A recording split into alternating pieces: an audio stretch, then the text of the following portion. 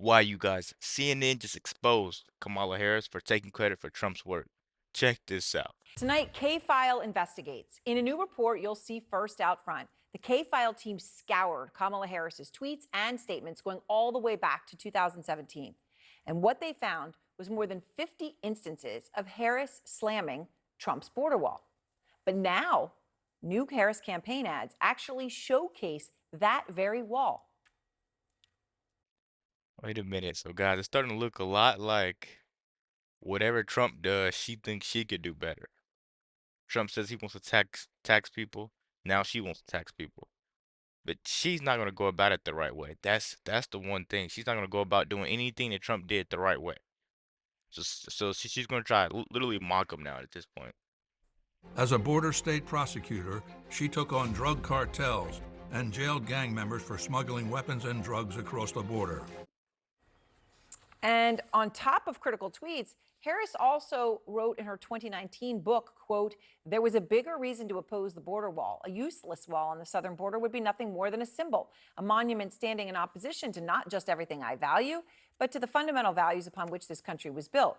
How could I vote to build what would be little more than a monument designed to send the cold, hard message, keep out?"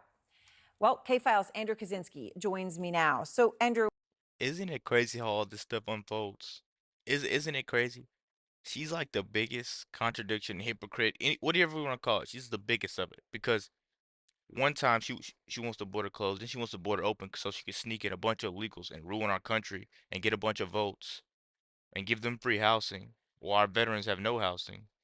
It's it's just weird how all this stuff is starting to unfold and how it's all starting to make sense now and how evil these Democrats are and how evil and how far they're willing to go to push their agenda, man. This is insane.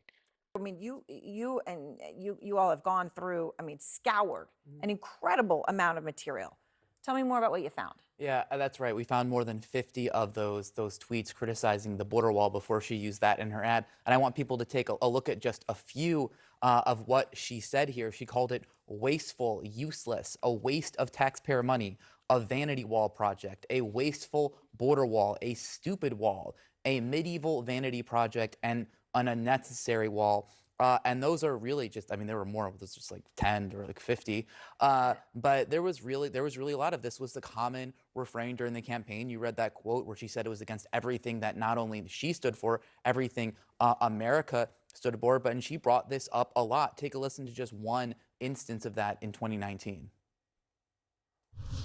It's the president's vanity project. His multi-billion-dollar vanity project called a wall is nothing more than a distraction from the fact that he actually hasn't focused on working people in America. He contrived a national crisis around his big distraction. All right, so you go through all. I'll just tell you guys this right now.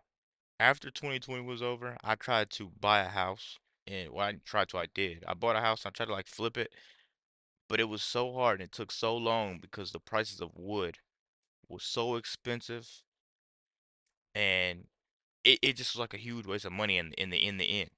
And it's all under the Biden presidency. I think when we look at voting now, this is what we have to take in. You're voting for intelligent versus ignorant. That's all you're voting for. And it's obvious who the ignorant person is here. I don't know how we can keep getting that confused. She's trying to take credit for anything that this man does. Anything. And she's trying to put her lipstick on it. I don't like that, man. She man, I don't like that. Let's keep going. Of that, you've got all the tweets, and yet all of a sudden in the ads, there's pictures of the wall, and then you went through to look at that wall. Yeah. Like, what is that specific wall that's in her campaign ads now? And you found something very interesting about this specific portion of the Yeah, wall. and I think what's also really remarkable about this is like, I mean, you heard her talking about it there, Trump's wall in his campaign during his presidency. There was really no greater symbol of Trump's presidency than the wall and the way that Democrats were attacking him over the wall and his restrictive immigration policies. So we looked in that ad, and if you look at it, that exact area of wall is in Sasabe, Arizona, and that is a portion of wall that was actually built by Donald Trump. It was built in an area where there was not previous wall. It was actually pretty controversial when they were building it at the time. So just to see that, and then there are other She's using his wall that he built to say, look at what I did, and, basically. and the other images of the wall, we weren't able to pinpoint, but there's telltale signs that that was a Trump wall because there's an anti-climbing plate on top that became popularized during the Trump years. It's really incredible reporting and important. All right, Andrew Kaczynski and K-File, thank you very much. Tonight's breaking news that Liz Cheney. I think we need to look at it like this, guys. Whenever Trump speaks, he's talking about, our economy, our national security, what he's gonna do about crime, what he's gonna do about war, us getting picked on by other countries. He's answering questions. He's talking about what he's gonna do. But it seems like when Kamala Harris talks, it's a whole different ball game. She's flip-flopping. Whatever the people want to hear, that's what she's talking about. Whatever the people want to hear, that's whatever she's saying. The people say they want to see somebody black, she's black. They want to see somebody white, she's mixed. They want to see somebody Indian, I'm Indian. It's like she's such a chameleon, and she goes back on everything she says. It's getting out of control at this point, guys. And I think the only way that we could fix something like this, the only way, is if we all just went and we voted and we spread the message to the people that's around us. Because if we don't spread the message to the people that's around us, then how are we going to get what we want? How are we going to wake them up to the truth? Because the truth shouldn't be this blinding, guys. Let's end in this video, and I'll catch you guys on the next one. Let's end this one out. Is voting for Vice President Harris might change some minds, but we won't know about her for a while if it does. What we do know right now is how the race is shaping up in key battleground states, thanks to the latest batch of CNN polling. The latest on that from CNN political director David Chalian at the Magic Wall. It's like a political fantasy of mine to wake up with David and end the day with David. So how tight are the races in the battleground states? Very tight, John. This battle for 270 electoral votes, take a look at this. You will see how tight a race this is. Our brand new polls across 6 states.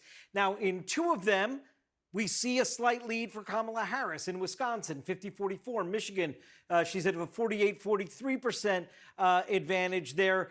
Those are outside the margin of error. And these places, I don't want to say it, but these places that she's winning in, look at the crime rate. Look at the crime rate. That's all I want to say is look at the crime rate and look at the people that are predominantly there. These are people that are not known to have facts. That's all I'm gonna say. And this is something that I do know. So let's keep going. In Arizona, we see the reverse. We see Trump outside the margin of error. And in Georgia, Nevada, and Pennsylvania, look at that in Pennsylvania, a dead tie. These states have no clear leader, well within the margin of error, and they could determine which candidate gets to 270 electoral votes. Why so tight? Look at this gender gap, John. This is going to be one of the things we watch all the way through November.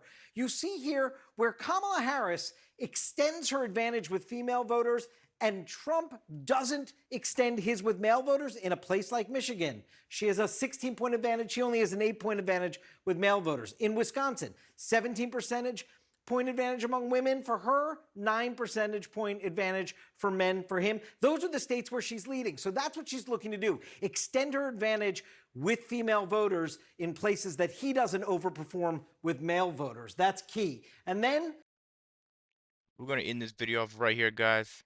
All I have to say is run that through the counter a couple times, and I bet you we're gonna see some corruption. Let me know what you guys think about the video. Be sure to like, comment, subscribe if you're new. And as always, let me know what you react to. We're out.